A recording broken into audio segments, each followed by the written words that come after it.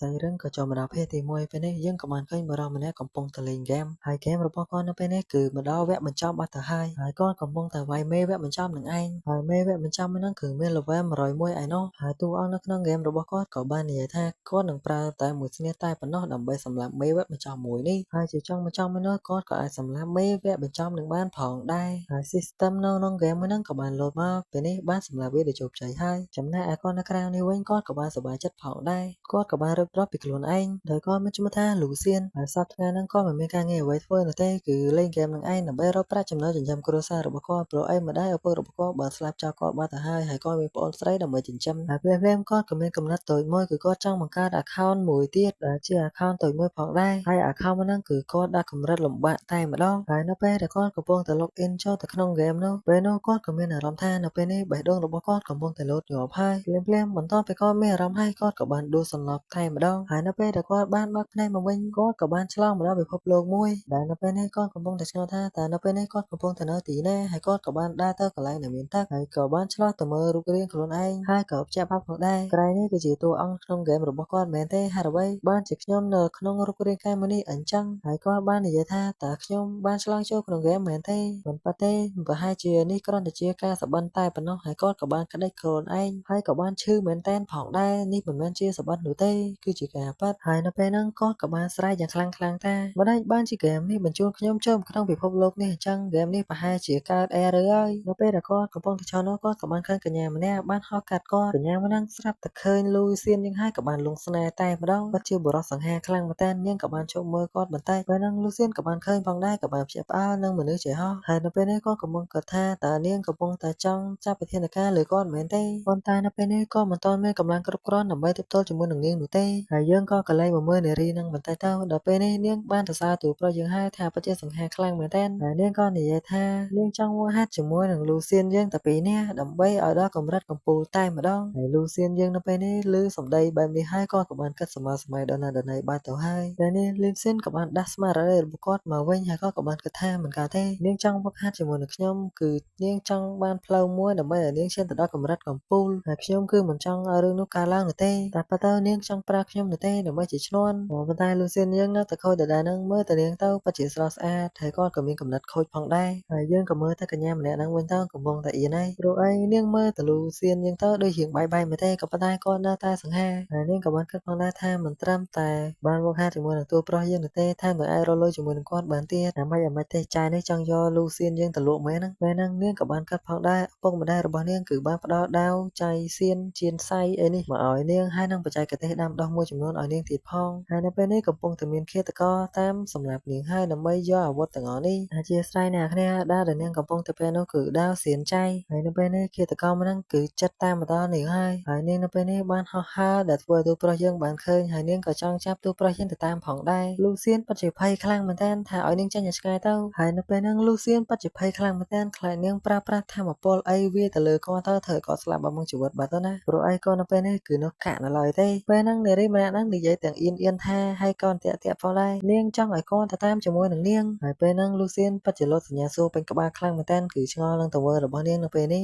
ហើយនៅពេលនេះលូសៀនបានបដិសេធហើយនាងក៏បានអៀនផងដែរថាទូប្រុសរបស់យើងញញឹមពិតជាស្អាតខ្លាំងមែនទែននិយាយទៅកញ្ញាមួយនេះបាយមែនទេនេះហើយលូសៀននៅពេលនេះគឺនិយាយថាអេ NPC មួយនេះមិនក៏បាយចឹងណាហើយគាត់ឆ្លងភពមកដល់ទីនេះគិតថាអ្នកគ្នានៅក្នុងហ្គេមនេះគ្រាន់តែជា NPC តែប៉ុណ្ណោះអ្នកគ្នាមិនគិតថាគឺជាមនុស្សនោះទេហើយអំបីមិននឹង NPC មួយនឹងបិះនឹងធ្វើឲ្យគាត់នេះញ័រជើងបាក់ជើងបាត់ទៅហើយណាព្រោះឯមិននឹងគាត់ភ័យភ្លាមកញ្ញាមិននឹងបានដឹងពីចំហាយសម្លាប់ហើយនាងក៏ដឹងថាពួកឃាតករបានមកតាមរកនាងហើយនាងក៏បានស្ទុះមកចាប់លូសៀនយើងស្ទុះទៅមុខហោះទៅមុខយ៉ាងលឿនតែម្ដងទៅហើយយើងក៏បានឃើញឃាតករផងដែរដល់នៅពេលនេះនារីម្នាក់នោះក៏បាននិយាយថាអំបីមិននឹងនាងធំក្លិនចំហាយរបស់ម្នាក់ស្រីដែលកំពុងតែចាប់ទូប្រុសយើងនេះនៅម្ដុំនេះនោះទេហើយនាងក៏បំបីគ្នាតាមរកតែម្ដងទៅហើយការមកដល់កន្លែងអ្នកទាំងពីរនេះវិញពេលនេះលូសៀនកំពុងតែឆ្ងល់ថាហេតុអ្វីបើនាងភ្លាម មស្លាប់តែចាក់ចេញពីកន្លែងនោះភ្លាមៗអញ្ចឹងគាត់ក៏បានងាកទៅក្រោយហើយក៏បានឃើញដាវរបស់នាងផងដែរពេលនេះ system ក៏បានលោតមករៀបរាប់តែម្ដងដោយដាវនៅក្នុងភពធានឆិនបែងចែកជាពីរគឺដាវធម្មតានិងដាវវេទមន្តហើយដាវនៅក្នុងភពធានឈីមនេះកម្រិតរបស់វាគឺអាស្រ័យលើពណ៌ហើយមានដូចជាពណ៌ខៀវពណ៌ស្វាយពណ៌ទឹកក្រូចហើយអាវុធដែលមានថាមពលខ្លាំងជាងគេនោះគឺជាអាវុធពណ៌លឿងអាវុធប្រភេទនេះគឺមនុស្សជាច្រើនចង់បានវាណាពេលហ្នឹងលូសៀនយើងកំពុងតែគិតពិចារណាផងដែរហេតុអ្វី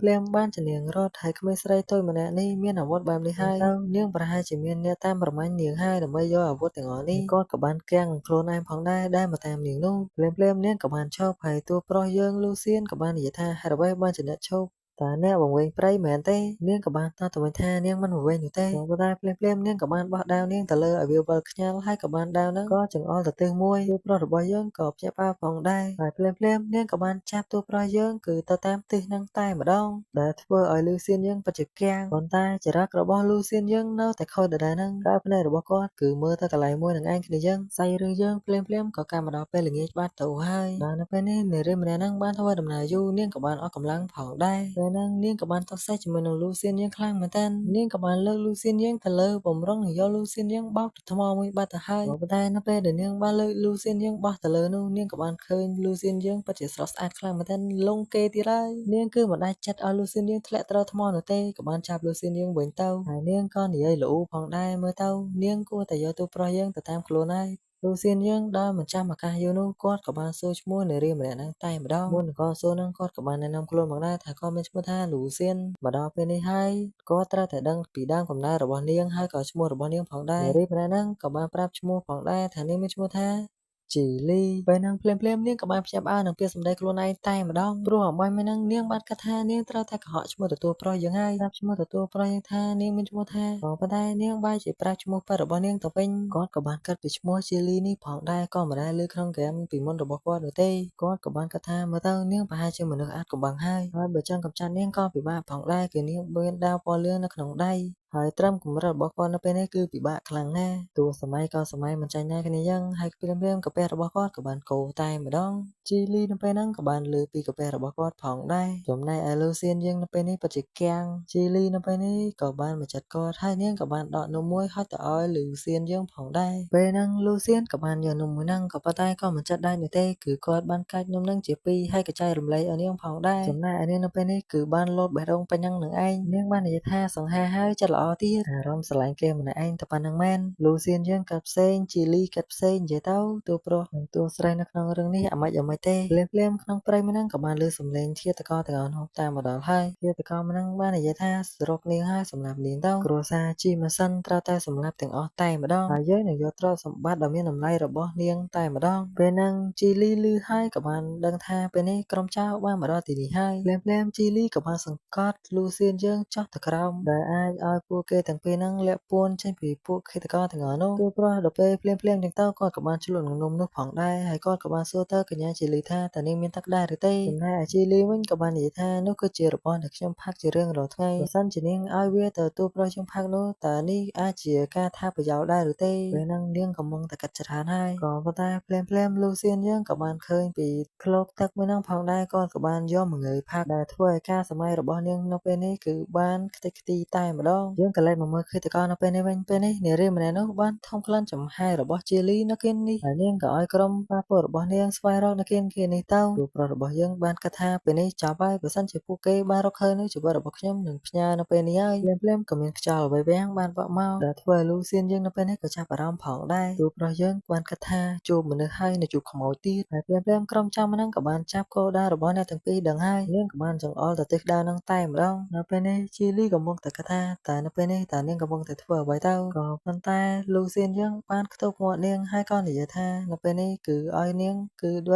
ឺបិទដង្ហើមមិនដែរទៅគឺបិទដកដង្ហើមទេគឺតែមួយសន្ទុះនោះទេហើយគាត់ក៏គិតផងដែរថាក៏មិនចាំបាច់បិទដង្ហើមនោះទេគឺគាត់បានស៊ាំនឹងខ្យល់ដ៏អាក្រក់របស់ខ្មោចនេះហើយភ្លាមៗកន្លែងឃាតករទាំងប្រមាណអ្នកនាងក៏បានលេចចេញខ្យល់អ្វីម្យ៉ាងគឺខ្យល់ដូចជាខ្យល់ព្យុះហើយខ្យល់ទាំងអស់ហ្នឹងវាក៏បំលែងទៅជាវិញ្ញាណខ្មោចហើយខ្មោចម្នឹងពិតជាខ្ជូតខ្លាំងមែនទែនចំណែកឯក្រុមឃាតករម្នេះឃើញហើយក៏គិតថាវាគឺជាសត្វចម្លែកពួកគេមិនខ្លាចខ្មោចនេះនោះទេគឺពួកគេបានស្ទុះទៅវាប្រហារតែម្ដងក៏ប៉ុន្តែចង់បញ្ចប់មនុស្សគឺខ្មោច បានសម្លាប់ក្រុមឃាតករមួយនឹងអស់តែម្ដងចំណែកឯជីលីនៅពេលនេះពិតជាតក់ស្លុតខ្លាំងមែនទែនក៏ប៉ុន្តែត្រូវបានលូសៀនយើងបានខ្ទប់មាត់នាងជាប់គឺមិនឲ្យនាងដកដង្ហើមនោះទេកុំឲ្យខ្មោចនោះចាប់អារម្មណ៍បន្ទាប់ពីខ្មោចនឹងបានស៊ីបល្ល័ង្ករបស់ពួកគេទាំងអស់ហើយខ្មោចនឹងបំរុងនឹងចាកចេញទៅហើយកញ្ញាជីលីក៏បាននិយាយផងដែរថាខ្ញុំមិនដែលឃើញអាមួយនេះនៅលើពិភពលោកមួយនេះទេតើវាជាអ្វីទៅពួកប្រុសរបស់យើងមកស្ដាប់កញ្ញាជីលីនិយាយនោះទេគាត់ក៏បាននិយាយថាពិតជាល្អខ្លាំងមែនទែនមើលទៅគាត់ប្រហែលជាសម្លាស់អវិញ្ញាណនេះហើយក៏ប៉ុន្តែមើលទៅវាដូចជាពិបាកបន្តិច